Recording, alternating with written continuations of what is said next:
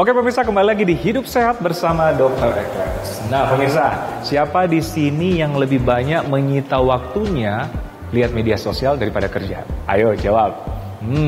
Jangan-jangan Anda kategori kecanduan media sosial. Yang jadi pertanyaan, apakah kecanduan ini merupakan salah satu gangguan kesehatan jiwa atau tidak?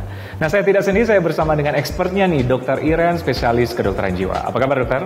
Kabar baik, Dr. Ekles. Sehat selalu ya? Sehat selalu. Nah, dokter, di dunia sekarang ataupun di musim sekarang ini, di zaman sekarang tidak lepas dari kegiatan media sosial, setuju ya? Ini ada dampak positif ataupun negatif ya. Tapi mungkin ada orang yang dalam kategori kecanduan ya. Tapi sebenarnya kecanduan itu apa sih, dokter? Kategori dalam kesehatan jiwa, dokter. Kecanduan atau adiksi ini sebenarnya termasuk dalam gangguan jiwa, dok. Oh, gangguan jiwa? Iya, termasuk. Jadi suatu kondisi di mana seseorang baik secara fisik maupun secara psikologis ya, merasa perlu terus-menerus untuk entah mengkonsumsi suatu zat, menggunakan zat, atau ada suatu perilaku yang ingin terus-menerus dilakukan, meskipun perilaku itu menimbulkan dampak yang negatif pada dirinya. Setuju ya? Setuju ya? Jadi kecanduan ini merupakan gangguan kesehatan jiwa? Betul. Oke, nah sekarang kita kategori kecanduan medsos nih. Berarti kalau kecanduan berarti terjadi gangguan kesehatan jiwa di situ ya, dokter ya? Betul. Ya, penyebabnya apa kira-kira? Nah, kenapa kita jadi terus-menerus ingin membuka medsos? Ya. Karena saat kita membuka medsos, kita timbul perasaan senang ya, dok ya. Perasaan senang, nah itu otak kita melakukan dopamin, yaitu zat kimia atau neurotransmitter yang menimbulkan perasaan bahagia. Nah, karena timbul perasaan bahagia, nah itu akibatnya kita cenderung terus-menerus ingin melakukan hal tersebut. Akibatnya terjadi penumpukan dopamin di otak kita. Nah, ini yang menyebabkan suatu gangguan pada sistem otak kita, sehingga yang tadinya kita melakukan atau menggunakan suatu zat misalnya ya, atau melakukan suatu perilaku tertentu dengan porsi tertentu, menjadi tidak lagi menimbulkan kesenangan. Jadi kita butuh lebih dan lebih dan terus-terus ingin melakukan hal kegiatan tersebut. Itu dengan lebih lama lagi ya, termasuk melihat media sosial ya. Betul. Oke, dampak negatifnya seperti apa, dokter? Seperti yang selain dokter tadi, otomatisnya menyita waktu otomatis. Ya, tentu juga bisa mengganggu baik fungsi, pekerjaan, juga menimbulkan risiko terhadap satu gangguan mental. Misalnya risiko depresi, risiko juga ada cyberbullying. Sekarang ada cyberbullying. Lalu juga perasaan kesepian, perasaan terisolasi, kita cenderung membandingkan diri kita dengan orang lain. Padahal apa yang kita lihat belum tentu nyata ya, dok ya. Benar-benar, karena persepsi diri sendiri ya. Iya. Dan jadi untuk masyarakat di rumah, ternyata kecanduan ini merupakan salah satu gangguan kesehatan jiwa ya.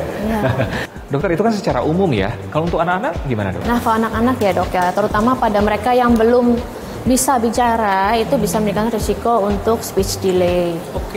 Juga anak menjadi timbul gangguan konsentrasi, sulit konsentrasi, jadi lebih impulsif dan lebih gampang marah, begitu, dok. Oke. Apalagi sekarang kan anak-anak masih kecil aja udah main gadget ya. Betul. Ya, memang harus ada, bukan dilarang, tapi harus ada pendampingan kali ya. Pendampingan dan juga dibatasi. Dan dibatasi ya. Ya, jadi kita nggak hanya memberikan, tapi pendampingan tadi ya, dok ya. Jadi kita ikut menjelaskan, ini lagi nonton apa, kita rangsang gitu ya, sambil kita tanya-tanya, oh ini lucu ya, ini ada binatang apa, ini buah apa, sehingga mereka juga terangsang, tidak hanya menyaksikan secara pasif begitu. Iya, setuju. Tapi memang kasus speech delay ini memang meningkat kayaknya di waktu pandemi ya, bagi anak-anak yang sekolah di rumah ya. Iya, berarti memang sangat berpengaruh, dokter ya. Sangat berpengaruh, dok. Oke. Nah, ini harus diwaspadai juga bagi bapak ibu di rumah, apalagi yang mempunyai anak-anak ya. Kita harus bijak dalam mendidik anak, apalagi waktu untuk bermain gadget ya, dokter ya.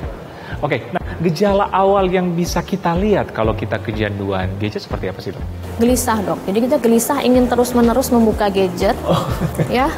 Padahal kita sedang melakukan aktivitas yang penting, gitu, dok. Tapi pikiran rasanya ingin terus-menerus membuka dan menghabiskan sangat banyak waktu untuk itu, sampai mengganggu fungsi tadi, pekerjaan, pendidikan, ya, relasi dengan sekitar juga jadi terganggu.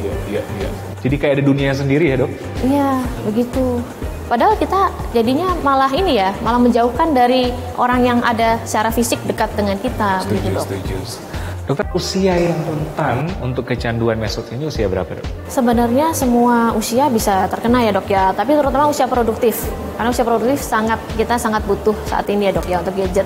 Sehingga sangat mudah terdistract untuk membukanya medsos, bukan pekerjaan. Cuma ada yang beralaskan gini dok, ya pekerjaan saya di medsos dok. Itu lain lagi ya, lain lagi karena menghasilkan di situ ya dokter ya. Iya kan dok? Oke, nah ini mungkin yang ditunggu pemirsa dok. Terakhir, bagaimana cara mengatasinya dok kalau kita sudah kecanduan medsos? Ya, memang perlu membatasi dengan berbagai macam cara, entah dengan kesadaran sendiri atau kita bisa pakai aplikasi sekarang, timer atau banyak aplikasi yang bisa membantu kita untuk mendeteksi, oh sudah seberapa jam sih penggunaan hari ini. Ada juga yang bisa ngasih warning ya, udah sekian jam nih gitu. Atau bahkan bisa mati sendiri kalau misalnya sudah melewati dari batasan tersebut. Lalu kita juga perlu tingkatkan aktivitas yang tanpa gadget dok. Saya baca buku yang secara fisik, bertemu dengan teman-teman yang ada gitu ya, tidak secara maya tapi secara nyata. Lalu misalnya olahraga. Dan juga kita bisa menetapkan waktu nih, sepakat nih satu keluarga dok, untuk menetapkan kapan dan di mana waktu yang tanpa gadget. Misalnya kalau makan malam bersama, semua tidak boleh bawa gadget. Jadi di meja makan ini area bebas gadget. Seperti itu dok, bisa dicoba. Oke. Jadi memanfaatkan waktu yang ada ya, dengan bebas dari media sosial, otomatis gadget ya. Kalau pada anak-anak seperti apa dok? Anak-anak tentunya orang tua yang perlu berperan untuk mengawasi dan membatasi tersebut. Kita mesti tegas, kapan yang boleh, apakah hanya weekend saja, atau misalnya dia boleh tapi dengan jam yang sangat terbatas tentunya. Setelah mereka mengerjakan apa yang perlu mereka kerjakan, misalnya mengerjakan PS, setelah belajar, dan waktunya juga diawasi dan tidak dibiarkan begitu saja ya, kita berikan gadgetnya, tapi juga dengan pendampingan oleh orang dewasa. Kapan sih kita harus tandanya, harus ke dokter nih? Karena kecanduan ini nggak hilang-hilang, perlu bantuan tenaga medis. Kapan dokter? Ya tentunya pasti orang tua sudah berusaha dulu ya untuk membatasi, membuat schedule. Namun kalau dirasa masih stuck, mungkin baru perlu ke dokter. Kalau anak ini sudah mengalami gangguan emosi dan perilaku dok, karena penggunaan gadget ini ya juga bisa memicu impulsif, marah-marah, tantrum seperti itu. Itu sudah merupakan suatu gejala yang lebih serius.